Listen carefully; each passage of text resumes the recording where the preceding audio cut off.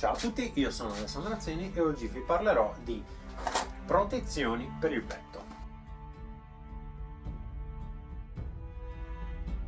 Le protezioni per il petto per la scherma storica sono sostanzialmente di questo tipo. Sono dei materiali plastici utilizzati soprattutto nella scherma sportiva, ma che trovano impiego anche in quella storica, soprattutto per quanto riguarda la striscia e la spada da là. Come potete vedere, un po' come nel kendo o nel fioretto e nella spada, questa protezione risulta solo nella parte superiore del torso.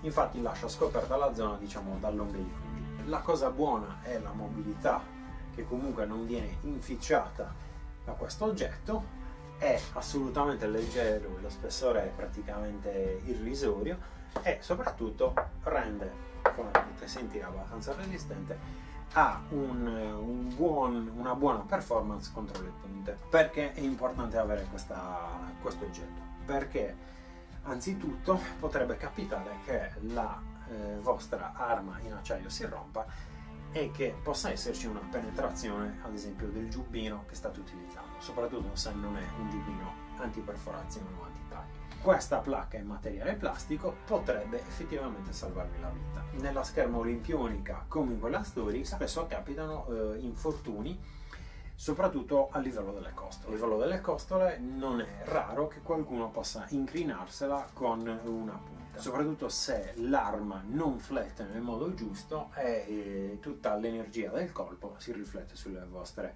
costole. È un acquisto sicuramente da fare per chi avesse intenzione di proseguire nella scherma storica dopo un certo tot di pratica. Non è ovviamente necessaria per i novizi, in quanto dovranno focalizzarsi per lo più sui primi colpi, sulle poste e sulla misura, su tutta una serie di elementi che non richiedono il contatto fisico o comunque lo sparring tra due partner. Per quanto riguarda il costo di questa protezione è abbastanza contenuto, è sicuramente l'oggetto che tutti dovrebbero utilizzare per poter accedere a un torneo. Questo è tutto, ci rivediamo su questo canale per ulteriori consigli sulla scherma storica, sulle rievocazioni, sull'archeologia sperimentale e via dicendo.